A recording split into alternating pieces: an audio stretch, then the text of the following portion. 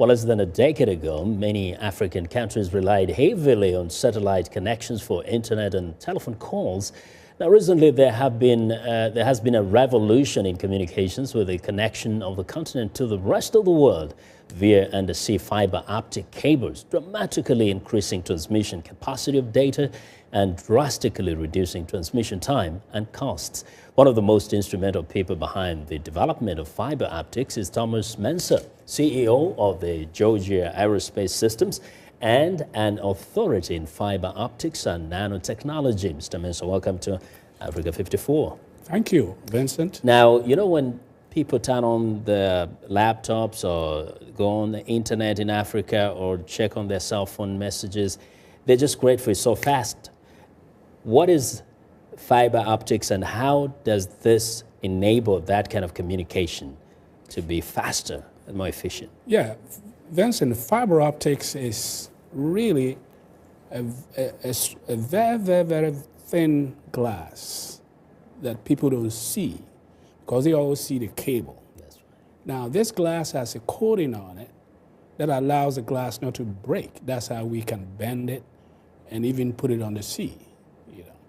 So when fiber optics was being developed in the laboratory in Corning Glass Works, it stayed in the laboratory for 15 years till I got there. Yeah. So you didn't just study this, but actually you have invented and patented quite a number of things that are related to fiber optics. Exactly. I was actually one of the 4 creators of this technology.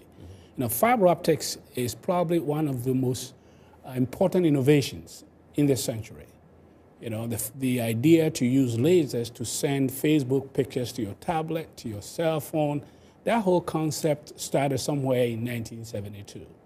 But it took 15 years for us to be able to mass produce it and mass market it because the cost of fiber optics was like $1 for a meter and copper was 10 cents.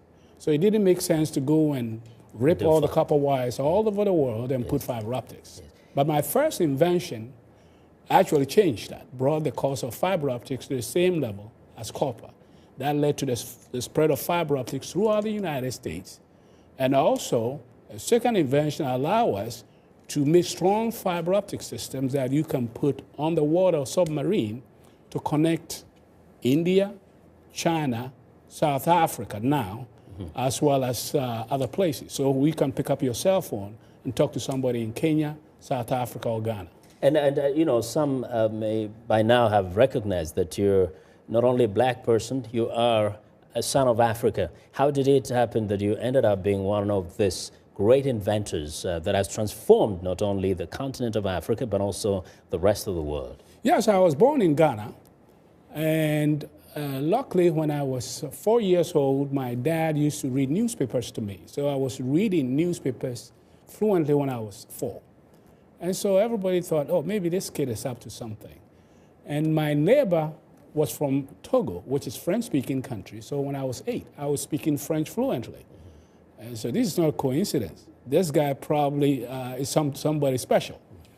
And so I attended Adisada College, one of the top-performing boys' schools in Cape Coast. And I won the French-speaking competition nationally twice.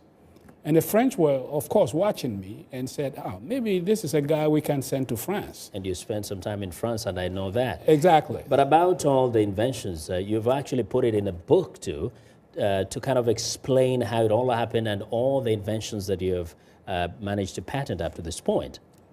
How many are they? Well, I received 7 patents in 6 years. Normally, it takes people 10 to even get one.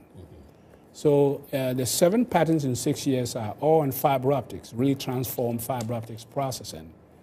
But I have probably about 14 patents in general in nanotechnology and other areas. And as you see later when we talk about it, I'm also creating what is called the first Black Disney World. Oh, great. And there will be fiber optics in this park. And as we talk about it, it's an exciting thing, you know, which I'll bring up because we will redo the mid-passage right. You know, how slaves got here. We'll talk about that when we get there. Yeah, when we get to our other conversation after this show. Sure. Thank you very, very much, Mr. Mensah, and thanks for the book. I hope we will be able to read and know so much more about you. Well, Thomas Mensah is one of the great inventors of this world, the son of Africa.